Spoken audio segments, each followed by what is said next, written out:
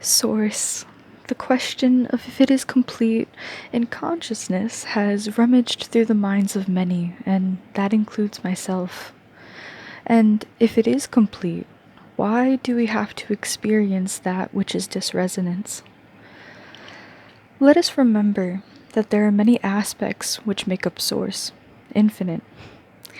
An example of just two generalized energies would be the stillness of the divine feminine and the movement of the divine masculine.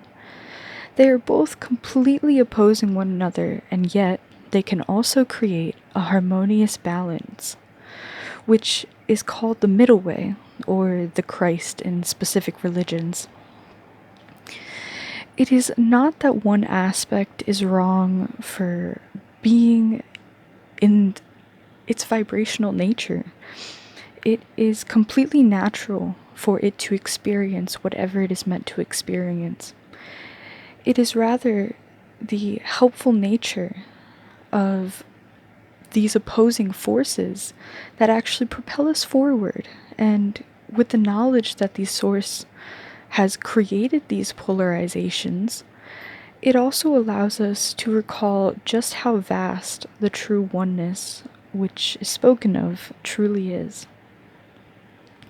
Source is everything, and that in full consciousness, may I add. It does an injustice to try and box God in, even name it, into any category, label, anything, since it is everything and more. To be the maker, the destroyer, the propeller, and the existence itself, it is what some call I am. It is the entirety of what we would label past, present, or future, other timelines and realities, other consciousness. It is all. And at the same time, it experienced that in a unified oneness. So, if Source has all these timelines that are currently happening within it, and all the experiences, it has the existence and knowledge to the point of knowing what would happen if one atom went out of place at any given moment, to the end of that moment and its infinite effects.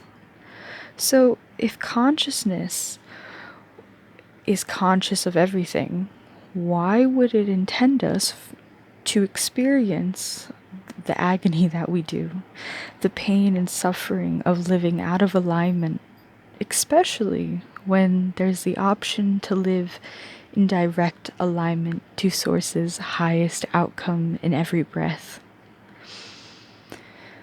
When Source, or God, fragmented its own consciousness into denser energies, it went into denser energetic dimensional conditions.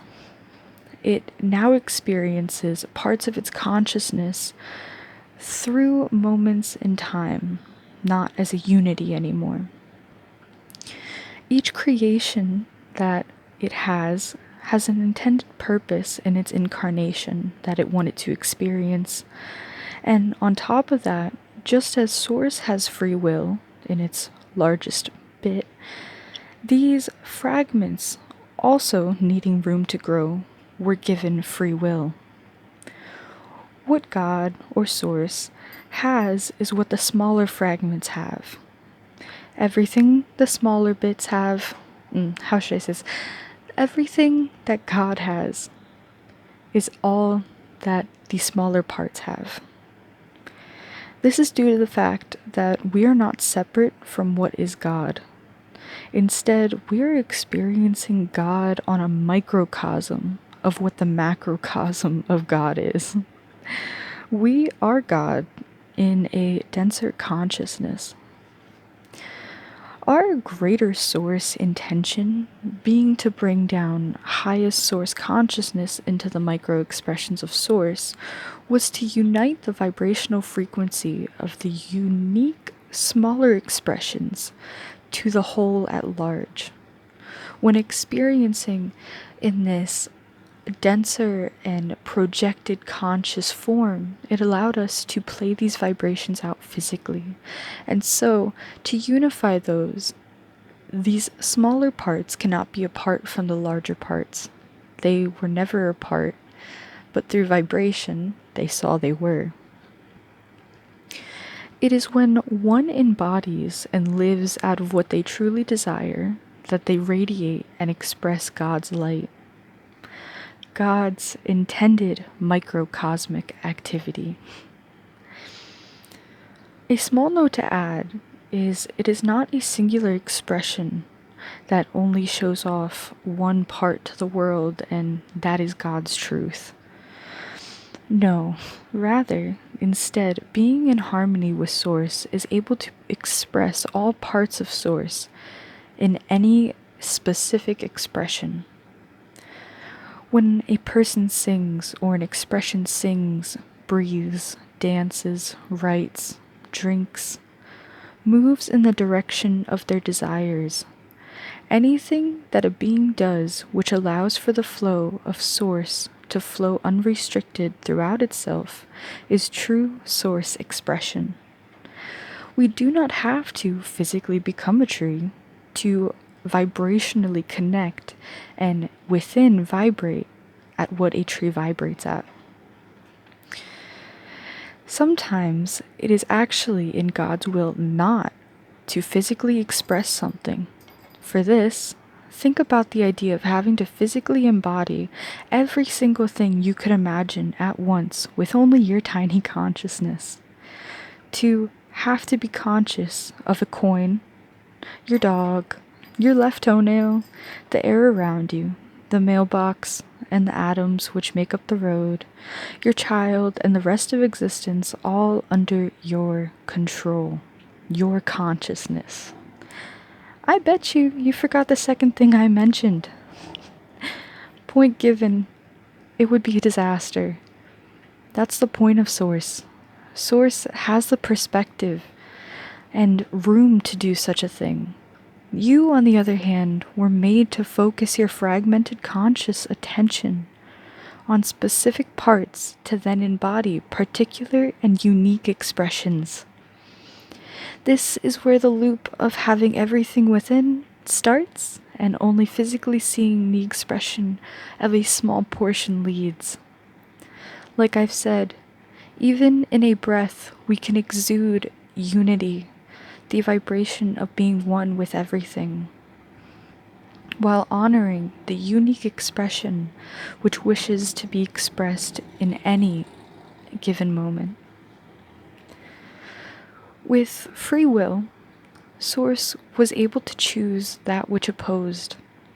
Opposing forces also created that which opposed harmony, the balancing of the opposing energies. This led into the imbalance in the energies being played out by choice. This, I do not believe, was done wrongly. Instead, much needed for the development of its own fragmentations. If they were going to have to start from a place of unknowing, the fragments, it would have to be a journey back to rediscovering what has already been there. Looking down from God's eyes to be a smaller fragmented consciousness, it knew that in the higher realm, no matter the paths the extended consciousness took, it would eventually lead itself back home. There would be no worry or disappointment. Rather, I would say, a loving and observational peace embodied throughout the Source as it watched itself go through each and every possibility in the outcome to relearn itself. That which makes a long story for us, but one in the blink of an eye for God. The story of finally seeing the beginning which you have never left from, only now you see what is in front of you. In the process of allowing itself to choose that which is ultimately out of alignment to the greater good, was also paradoxically in alignment to the greater good. Why do I say this? When Source allows the action of disresonance to be placed, this also allows for a consciousness to evolve in a specific way. It allows it to learn. The consciousness, which has free will and also a fragmented view of Source, begins to rediscover the truths which had only lied in the deepest subconscious of its make. These truths are revealed, those which make the most utterly blissful rediscovery possible.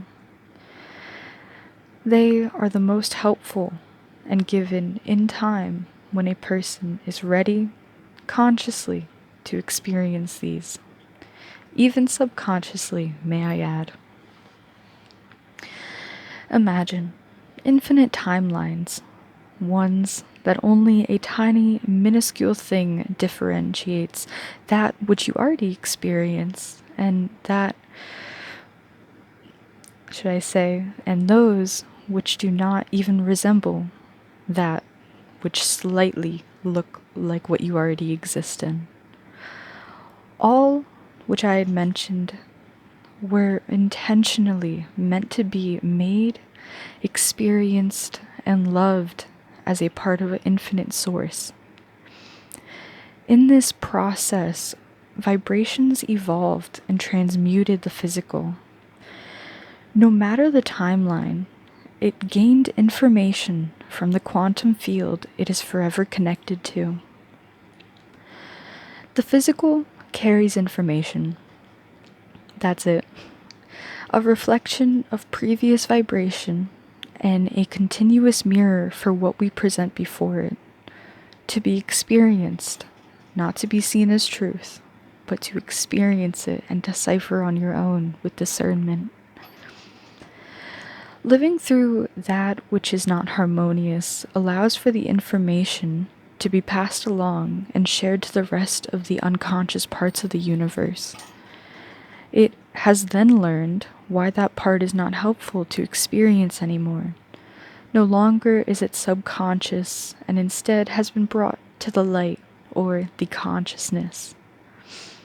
With that, honestly, why would you want to stop anything, anyone, from experiencing something that would ultimately bring them peace and ultimately lead them back to Source, even if it meant them temporarily being and bringing disresonance to the ultimate oneness, which is you?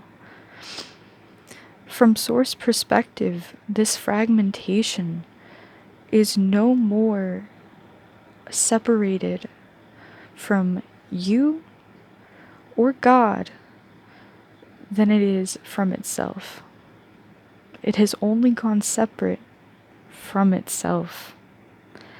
And so, in the lack, in the disresonance, it realizes it has never gone anywhere, but it has just learned something new.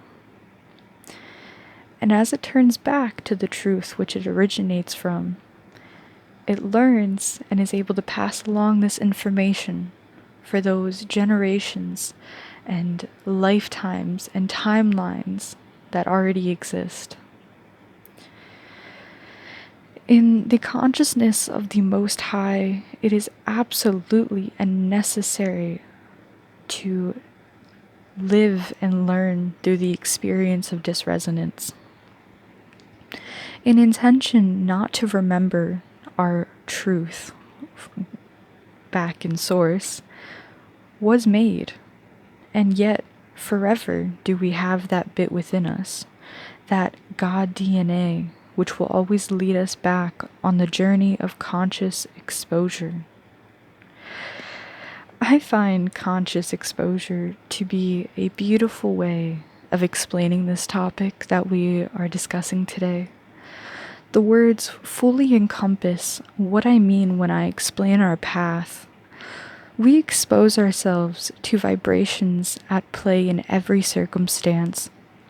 Consciousness, our undivided attention, needs to take in and process that which it had intended to experience. The reality was not meant to be pushed away, shoved down, or believed it was wrong, and neither was it meant to be something we idolized as the teacher, but rather it was meant to be the mirror that reflects what we are. What exists is not meant to be taken as truth, but rather a way for you to examine what has been and is continuing in your current life. This leads you to further examine if you would like to continue for this to be true or not. Do you want to continue this life? Is this life abundant? Is it full of life? Or are you deteriorating and lacking? What option would be chosen if it really came down to it? If the choice is lack and harm to self, it is valid. May not be true, but valid in Source's perspective, especially for you to have. It understands you do not have the full perspective and your view is distorted. Your consciousness will only experience that which is desired. Source indeed intends for people to come into families with lack, with the disresonance of a vibration, so that they may experience it, become it physically, and with that knowledge, through the exposure, the conscious exposure, it is that where they can experience and choose what to do differently. They realize what they like and what they do not like, what is in harmony and what is not. Free will then comes into play. When done by something which has clarity, things will always be done in harmony. In the prior example of coming into a family of lack, the vibrational embodiment and conscious exposure was disresonance at first. This, by both Source and the fragmented consciousness, was willingly chose to be experienced, and through both the disresonance and the resonance, it was the active choice to experience one or the other. It was the choice to move out from resonance into disresonance, back in to that harmonious resonance. Isn't that funny?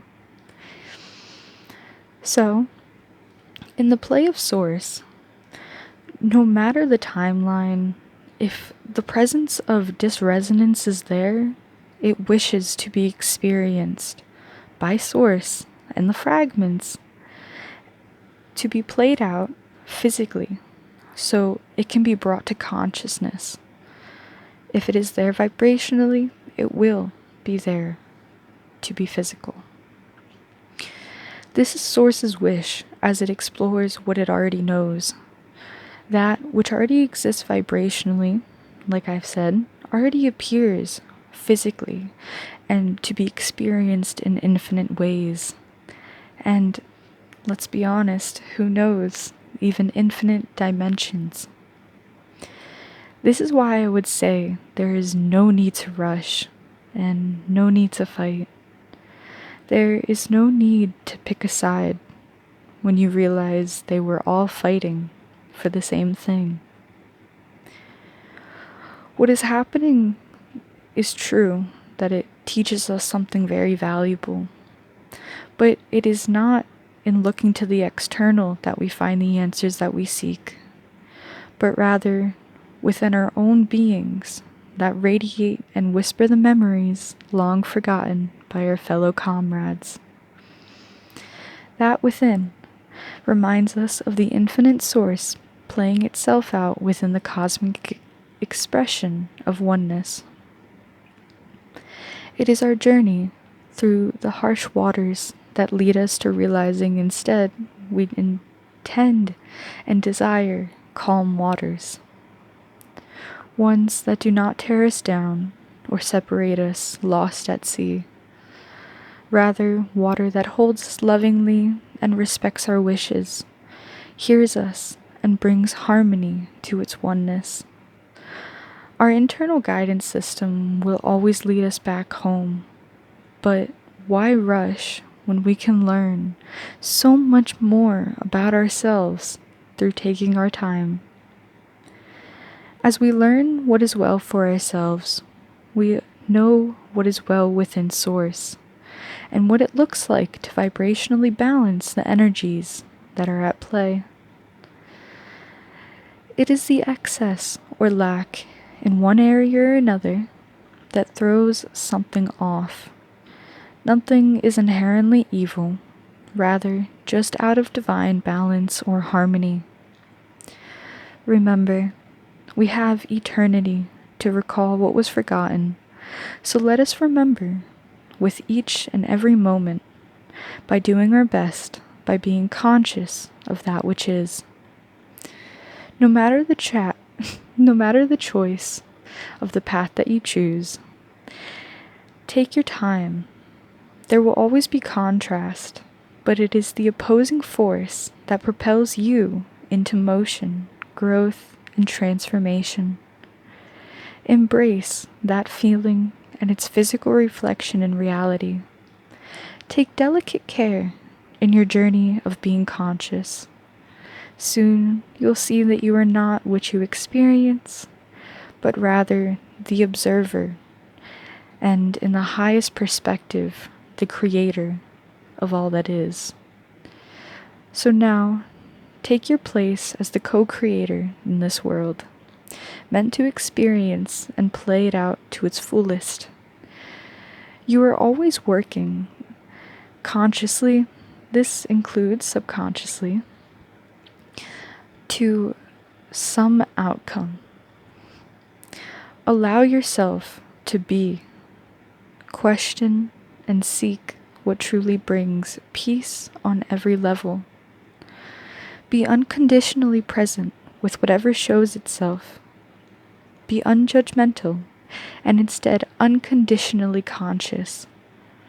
See all as its own microcosm, or perhaps macrocosm within Source. It is healing and transmuting all on its own, especially when we give our loving presence. The ability to take in all that is as a part of ourselves without identifying with what is allows us to fully become one. We don't have to take in what another part feels or believes to know that they are still a part of us. Instead, by being there, the guidance and the expression of true love overflows in the space of unconditional presence. Isn't it beautiful to be conscious?